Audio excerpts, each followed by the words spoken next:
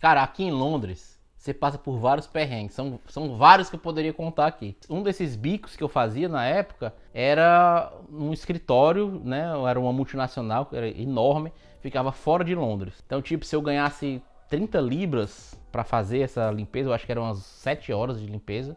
A metade disso eu gastava de transporte, porque eu pegava um ônibus, um trem e um metrô até chegar no local. Saía umas 5 horas de casa, chegava lá 8 da noite, passava a madrugada toda e saía de madrugada de manhã fazendo essa limpeza.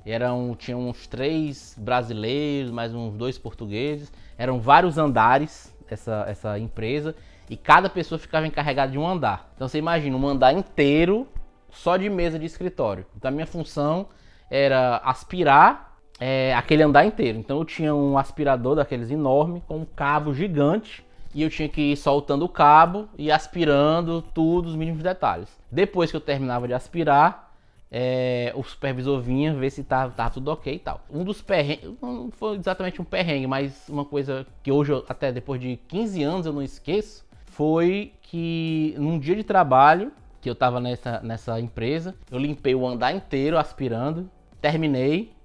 E aí o supervisor subiu para fiscalizar cada andar que cada pessoa tinha feito. E aí ele olhando no chão, encontrou no carpete um fio de linha, uma linhazinha, assim, um pedacinho ali no chão. E aí ele voltou, quem ficou encarregado do andar tal? O supervisor era um português. Aí foi eu. Aí ele disse, vem aqui comigo. Aí me subiu lá no quinto andar, não lembro, tipo no quinto andar. Andou um tempão, assim, você viu essa linha aqui no chão? Aí disse, não, desculpa. Aí fui lá e apanhei. Apanhei, fiz assim, tem um bolso pra não jogar no chão. Aí disse, não, devolve a linha aí, vai buscar o aspirador e aspire aqui.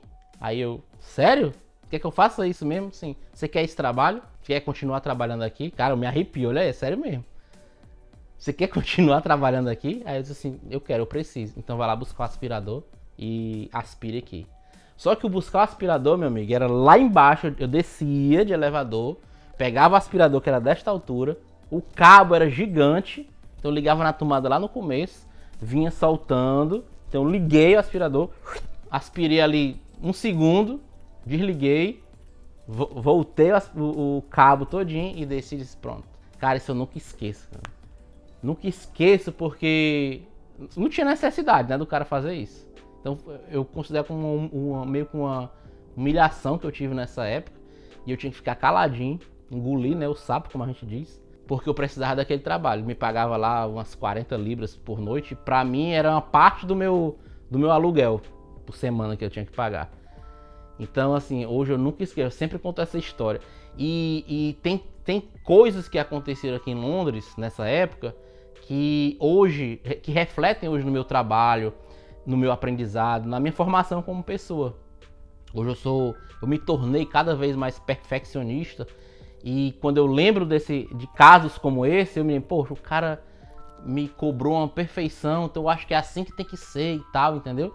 E às vezes não é, mas eu gosto de ser dessa forma, eu gosto de ser perfeccionista e acaba às vezes influenciando em algumas coisas. Então a vida que a gente tem aqui em Londres, com os perrengues que a gente passa, com as experiências que a gente passa, sem dúvida nenhuma faz a gente crescer como profissional, como pessoa, entendeu? Cara, aqui em Londres, você passa por vários perrengues, são vários que eu poderia contar aqui. Mas assim, os que mais me marcam, quando alguém pergunta, como é que foi isso, como foi aquilo, eu sempre lembro desse do cleaner, do aspirador, e desse que eu vou contar agora, que foi de um bico, de um restaurante que eu fiz lavando prato. O cara ligou, um amigo na época, rapaz, tem uma vaga lá pra cobrir um cara pra lavar prato, tal, de tal hora, lá não sei aonde, tal, topa.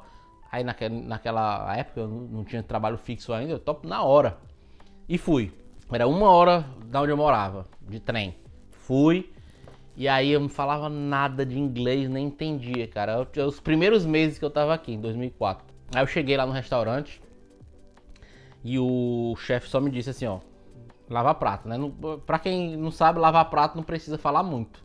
O trabalho que te importa, né? Quem lava prato não precisa falar muito inglês, porque você chega ali, tem uma pia cheia de prato, de panela, você tem que lavar e tá no canto e pronto. Não precisa estar em contato com o chefe, enfim.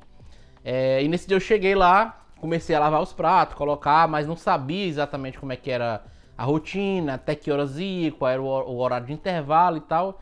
E eu fui meio que despreparado, porque foi de última hora que o cara me ligou, fui despreparado. E aí começou a me dar fome. Teve um momento lá que eu tava trabalhando busy, e eu muita fome. Aí os pratos que chegavam, né, até a mim, vinham às vezes cheio de comida, de alguma coisa, e eu jogava fora, limpava no lixo, botava dentro da pia pra terminar de lavar. E aquela fome, né, cada vez que eu via o prato com a comida, eu sentia mais fome ainda. E aí, cara, nesse restaurante tinha umas sobremesas, aquelas bem trabalhadas, chique, que você via que era feito por um chefe, né, requintado com um negócio e tal. E aí, eu não vou botar isso no lixo, né?